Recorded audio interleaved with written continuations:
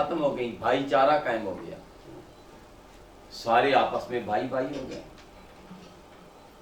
پھر جو رسول اللہ صلی اللہ علیہ وسلم کا کلمہ پڑھتا جاتا وہ اپنے دوسرے مسلمان کا دکھ اپنے سینے میں محسوس کرتا۔ یہی حال تھا مدینہ المنورہ کا۔ بیماریاں تھیں، مصائب تھے، آلام تھے، دکھ تھے، تکالیف تھے، لوگ شہر میں رہنا پسند نہیں کرتے تھے، لیکن جیسے ہی آقا کریم علیہ السلام وہاں جلوہ فگن ہوئے،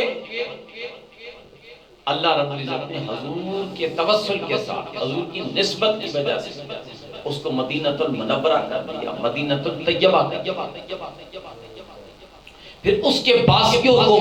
وہ طہارت، وہ علم، وہ فقاہت اور وہ ثقافت عطا فرمائی میرے آقا کریم علیہ السلام نے۔ علم کے، بردباری کے، ٹالرنس کے اور علم کے ایسے ایسے مینار وہاں سے اٹھے جن کی وجہ سے چار دانگے عالم میں مستفی معاشرہ قائم ہوا۔ آج ضرورت ہے اس امر کی، اس ملک پاکستان کی نسبت جو کہ رسول اللہ کے ساتھ ہے، حضور کے دین کے ساتھ ہے، حضور کے کلمے کے ساتھ ہے، تو ہمیں اس ملک پاکستان کے معاشرے کو بھی مستفی معاشرہ بنانا ہوگا۔ آپ اس کا کوئی نام بھی رکھ سکتے ہیں، کسی نام کے ساتھ بھی آپ تبدیلی کا نعرہ لا سکتے ہیں، مگر تبدیلی اس وقت آئے گی، انقلاب اس وقت آئے گا جب مستفی معاشرہ قائم ہوگا، اور مستفی معاشرہ اس وقت قائم ہوگا جب انفرادی طور پر ہر بندہ اپنے آپ کو مستفی بنائے گا۔ رسول اللہ صلی اللہ علیہ وسلم کے آنے کے بعد جس طرح شہروں کی، خطوں کی اور ملکوں کی صورتحال بدلی، اس طریقے سے اسی نسبت کو قائم رکھتے ہوئے جب انفرادی طور پر ہم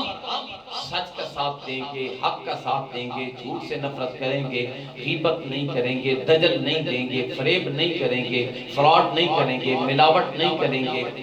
رشوت کا بازار نہیں گرم کریں گے، سود خوری نہیں کریں گے، تو یہ سارے جرائم جب انفرادی طور پر ہم ان سے تائب ہو جائیں گے، تو انفرادی طور پر جب مستفی معاشرہ قائم ہوگا تو یہ پورا معاشرہ رسول اللہ صلی اللہ علیہ وسلم کی اس سنت کے مطابق بن جائے گا۔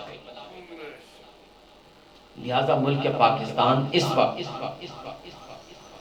جن حالات سے دوچار ہے، یہ تقاضا کر رہا ہے کہ اب مستفی معاشرہ قائم ہونا چاہیے۔ اور وہ مستفی معاشرہ کیسے قائم ہوگا؟ میرے آقا کریم علیہ السلام کی ایک طویل حدیث ہے، اس کا مفہوم، ویسے میں اس کا عادی نہیں ہوں، مفہوم کا لفظ میں کبھی بیان نہیں کرتا، لیکن اس میں جو کچھ بیان ہوا وہ اس طرح ہوا کہ حضور نے فرمایا مسلمان کا بھائی ہے، نہ یہ خود اس پر ظلم کرتا ہے نہ کسی ظالم کے حوالے کرتا ہے۔ اور ہمارے ہاں تھانے بکھرے ہوئے ہیں، کچہریاں بکھری ہوئی ہیں، رؤساء بکھرے ہوئے ہیں، جس کے پاس دولت ہے، 4% زیادہ آگے ہیں، وہ دوسروں پر روب جماتا ہے، لوگوں کے کاروبار چھینے جا رہے ہیں، لوگوں کے مکان گرائے جا رہے ہیں، لوگوں کو بے گھر کیا جا رہا ہے، لوگوں کی عزتیں چھینی جا رہی ہیں، کوئی پوچھنے والا، کوئی پرسان حال نہیں۔ اس کی وجہ یہ نہیں کہ حکمران سارے غلط ہیں، اس کی وجہ یہ ہے کہ ہم نے انفرادی طور پر اپنے آپ کو تبدیل نہیں کیا۔ جب ہم انفرادی طور پر اپنے آپ کو تیار کریں گے کہ ہم وہ ملک بنانا چاہتے ہیں جو رسول اللہ کی نسبت کے ساتھ بنا ہے، تو پھر رسول اللہ صلی اللہ علیہ وسلم کے آنے کے بعد جن ملکوں میں جیسی مستفی تبدیلیاں آئیں تھیں، اس نسبت کی بنیاد پر اس ملک میں وہی تبدیلیاں آنی چاہیے۔ لہذا ضرورت ہے اس امر کی، آئیے عہد کیجئے کہ جس ملک پاکستان کو ہمارے آباء و اجداد نے، ہمارے اسلاف نے، اولیاء کاملین نے، ہمارے بزرگوں نے، اور بالخصوص ہمارے اپنے آباء و اجداد نے، جنہوں نے خون کی ندیاں بہا کے، نوجوانوں کی لاشیں گرا کے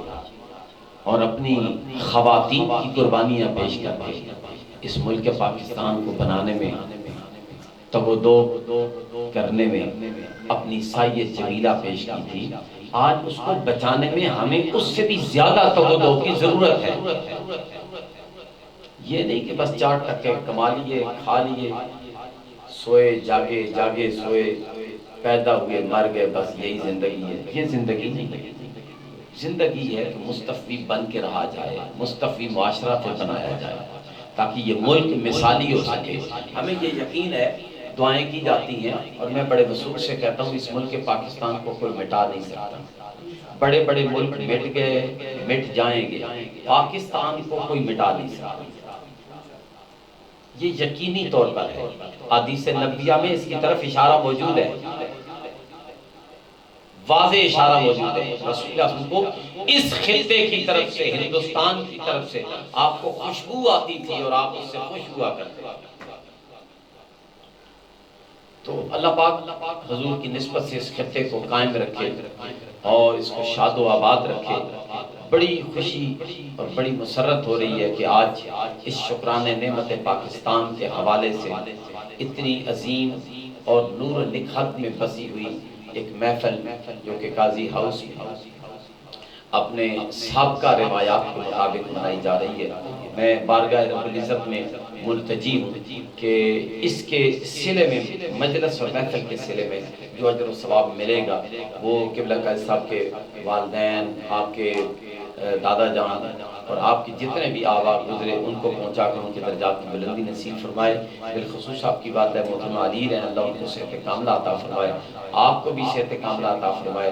آپ کا، آپ کی والدہ کا سایہ تادیر اس خاندان پر قائم و دائم فرمائے. وآخر دعوانا ان الحمدللہ رب العالمین.